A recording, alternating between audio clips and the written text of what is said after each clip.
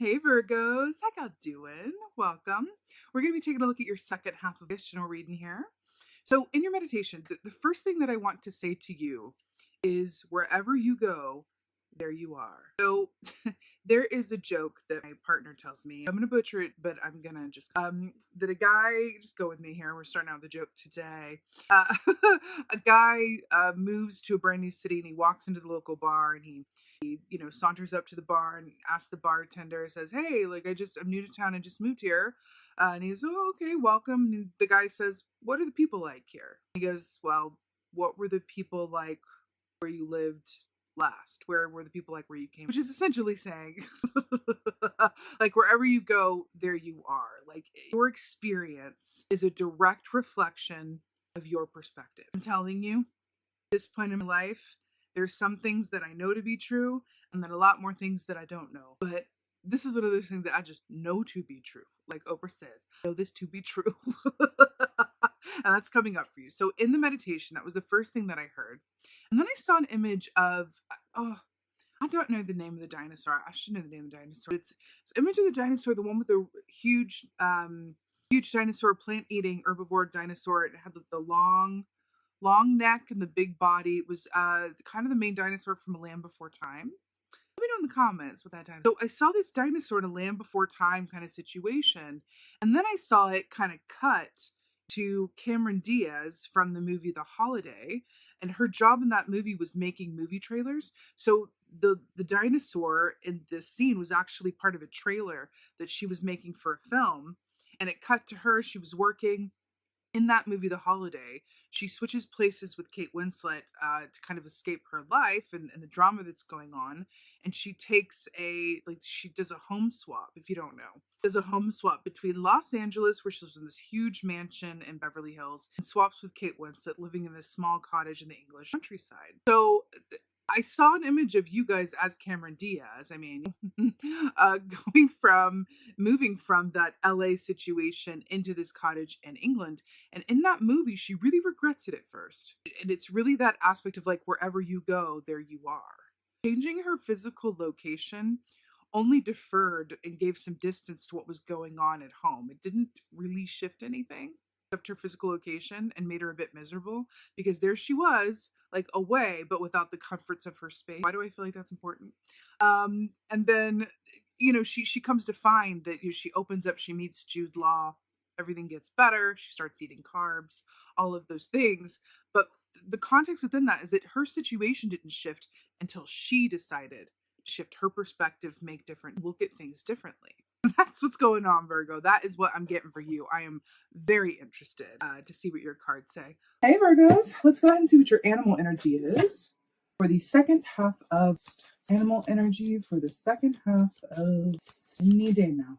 Oh, right at the end there. I'm here for it. 2 for 1. Okay. So efficient, Virgo. You're like, well, why get one when we can have 2? So here we are. Not surprised to see these. So here we have the cobra and the rabbit. Interesting. We have predator and prey here. So with the cobra, we have fire energy. With the rabbit, we have earth energy. Cobra equates to that of the hanged man in the tarot, which is taking time to flip your perspective and see things differently. If there was a tarot key that had the tagline of wherever you go, there you are, it would be the hanged man. So this is coming up for you yet again. The cobra is also about timing. It's about when to strike, when to be still. It's about high discernment because they only, give that poison when they choose to. They can bite without it. So there's an aspect of this cobra that says, like, in order to really have full, facility over firepower, you have to first learn to control it. And there's something in that for you. But again, this is hanged man energy all day. This is, let's flip our perspective. Let's pause. Let's take a time out and flip our perspective. It's exactly like the meditation. And then we have the rabbit here. So what's interesting about the rabbit is that, first of all, it does equate to the Empress in the tarot, which is about expecting good things, good fortune. But there's a shadow energy to the rabbit, which equates it to the 9 of Swords, right?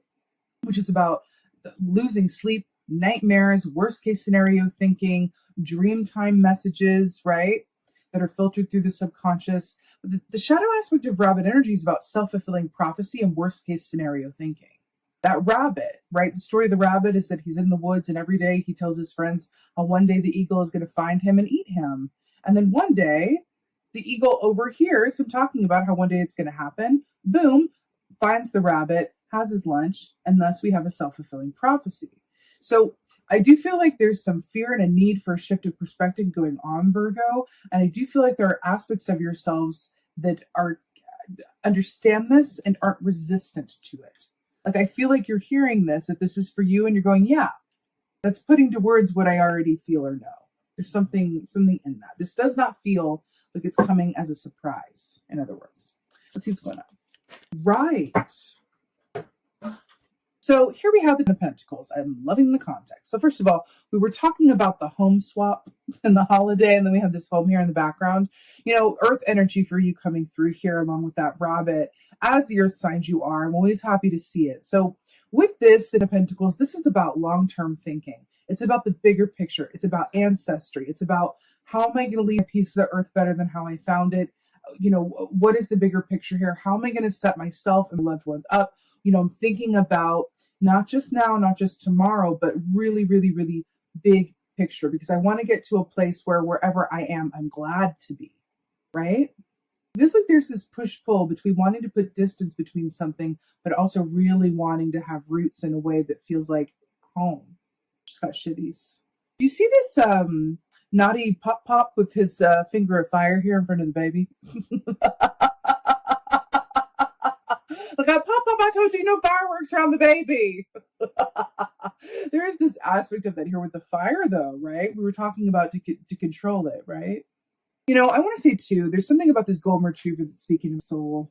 You know, golden retrievers are known for being the friendliest dogs. I think there are other breeds that are also known for it, but the golden retriever in particular, like, is great to have around children. That's why it's depicted here, just known as incredibly friendly. No one's ever gotten a report, at least to my knowledge, of a golden retriever one day turning on its, you know, owners. It's just bred that way. It's in the breeding. So I think that's there's something for that for you too, where it's that sense of like thinking about a place or a reality in which you feel like things are just stable and things are safe. I gotta say, safe. You know, when we have safety, that root chakra aspect, you got a lot of red here, right? When we truly feel safe in where we are, and we have that foundation sturdy and strong, and we feel like we have a home that's our haven, and we feel like, you know, all of that, then we can really go out and take on the world in bigger and better ways, because we do have that safe space to return to. An emphasis on that, considering that. What else is going on? Right. So we have Temperance here. This is perfect. This is Sagittarius energy. This is about patience and balance, alignment, and then also being exactly where you're meant to be. So what's really fascinating about this is there's an aspect coming through here that's reflecting on the fact that I said this doesn't feel like it's coming as a surprise. And there are aspects of you that go, yeah, it feels like the right time for this. This feels like, yeah, I'm at the point in my life, or I'm at the point in the situation where I'm ready to shift thinking. Does that make sense? This doesn't feel like it's something like a tower moment where it's being forced upon you. In fact, it's quite the opposite. And I quite like that for you. It feels incredibly positive. You know, another aspect of Temperance as well, I see these irises here. So irises for me are a personal symbol of our future selves, right? It's Aquarius energy, actually. So they are the flower of Aquarius season. Well, technically a flurry, but the majority of that is Aquarius season. So there's an aspect of this as well with the future self coming up with irises, and then the ancestry and the former, present, and future selves coming up here in this context as well. I feel like for you, and this is something that I do, I actually do it quite often, but you can have a conference with your future self as an exercise or as a point of meditation, because Temperance also speaks about living a spiritually balanced life, the mind, body, spirit balance, and making sure that all aspects of that experience for you are well tended and nurtured and cared for, right? You can have conferences with your future self. You can. You could be like, hey, future self, a year from now, you know, how's the living situation? How are we feeling about our work? Whatever that is, right? You can do that. It just takes, you can do it as an active exercise when you're driving your car to work, or you can really do it in the form of a meditation where you sit down and really imagine having a conference with your future self, a year, 5 years, 10 years, 30 years into the future, whatever it is, just like you can do it with your past self. And I feel like that might be helpful too, because temperance brings together, the past and the future into the present moment, and understands that we can affect our realities in every direction of time and space, because that's how time works. It is, as you know, quite fluid, and at the same time, an illusion. But that's a tale for another time.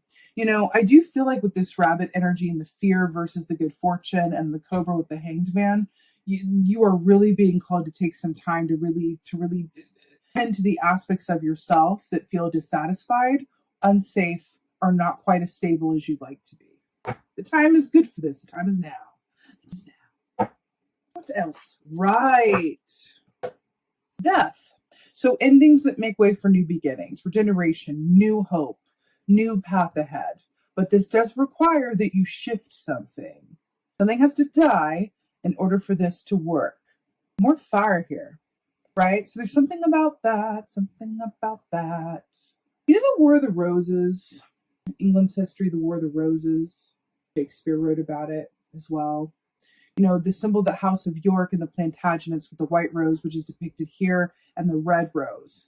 What came out of that with the marriage of the two houses, with the York and the Plantagenet, with Henry and, the White Queen coming together, was they had the flags of the white and the red rose as one, right? There was a compromise of two opposing sides coming together in order to create a union, right?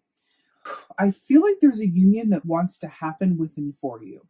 Now, I do feel like for a group of you, there is a union that wants to happen of your past self with where you are now, because there's some sort of disconnect or an avoidance or an unwillingness to really consider it.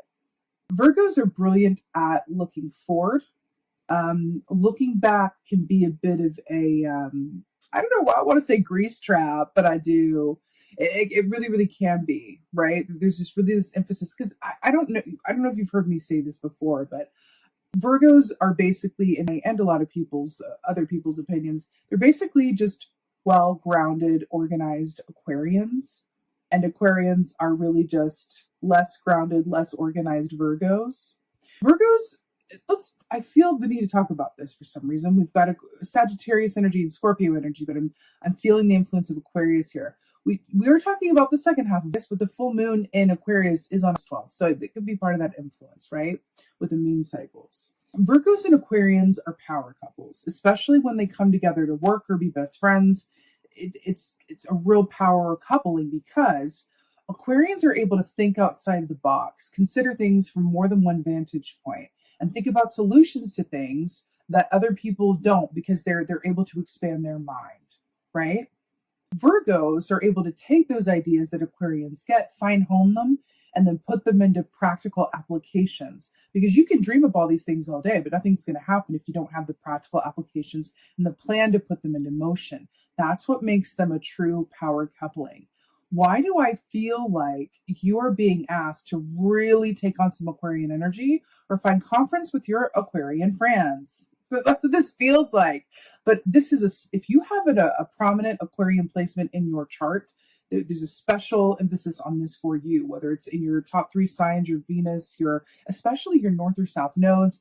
There's something about that coming through. But it feels like you're being asked to take a dose of Aquarian energy and the way that you're perceiving things. Hanged Man, Aquarians do that incredibly well.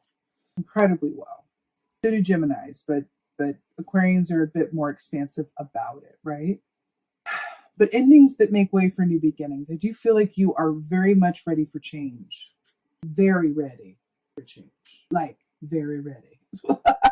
This does not feel like a surprise or like it's ill-timed. It really feels like, yeah, I'm ready for this. Also, we're looking at 3 keys here that represent the autumn time, right?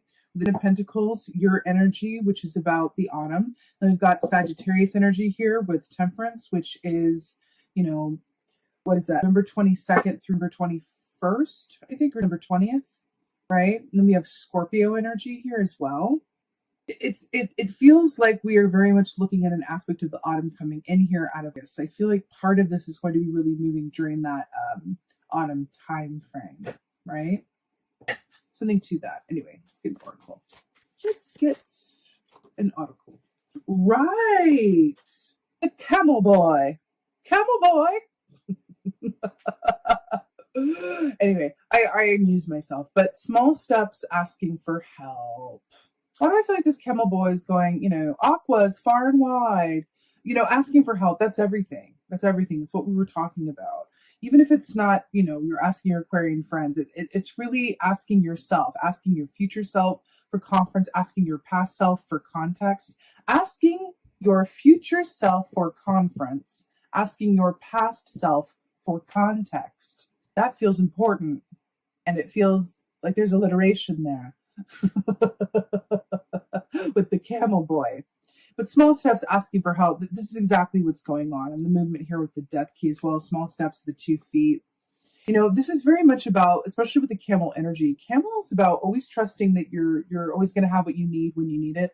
And because you do, you always do, right? This is the opposite. This is the cure. This is the antidote to rabbit shadow energy here. So I really like that this is coming up for you in this context. You're really being asked to just take your time getting to where you're going, but to do so mindfully and with purpose, and then also really opening it up. Why do I feel like a lot of this stuff you're either keeping to yourself or you're carrying a bit more of a heavy load than you need to, and you can share it a bit more than you are? I do feel like there's an aspect of this where you are being shifted towards something that is your 10 of Pentacles reality and lifestyle, but there's something that needs to happen to bridge that point. And I do feel like it goes back to the beginning of the meditation. Cameron Diaz, she went to England, right? She went there, but it was the same exact thing, because wherever she went, there she was. So the change begins with you, Virgo. It's really about an inner shift here that wants to happen. A shift of perspective, considering different options, really thinking about this from a place of an open mind, right? Also, let's acknowledge our fears because they can affect us, especially subconsciously. Pay attention to your dream time when 9 of Swords comes up, because there could be some very helpful messaging in that to alert you as to what could be limiting your perspective, right? And what could be kind of seen to or healed in order to open up that viewpoint, okay? But Virgo, you absolutely got this. It does feel like a significant time, but it also feels like the bridge from here to where you're going to be at the end of fall or autumn is very, very different in a really good way. If you play your cards right and stay connected to your own knowing and do the work, I'm telling you, like, very different situation in a really beautiful way, because the camel is a sign of good fortune, and so is the light side of rabbit energy. So you're getting to where you're going. It's actually really beautiful, Virgo. It does feel significant, but it also feels incredibly right on time. So wonderful. With that being said, I'm sending you so blessings for your second half of this. Oh, I just realized your birthday season is something that's not indicated here, but it's implied. So interesting the timing of that as well, because that provides a point of perspective when your own personal new year, right? Interesting. Anyhow, I love how I just skipped over the fact that we're literally looking at the beginning of your birthday season, which is probably a message in itself about perspective and seeing things. But anyhow, Virgo, as I was saying, I so hope that this helps and resonates. If so, please let me know in the comments below. I love, love, love reading your comments. Please like, share, and subscribe. I would so appreciate that. And with that being said, just thank you. Thank you so, so much for being here. And as always, thank you. Thank you for being you. And be well. Until next time.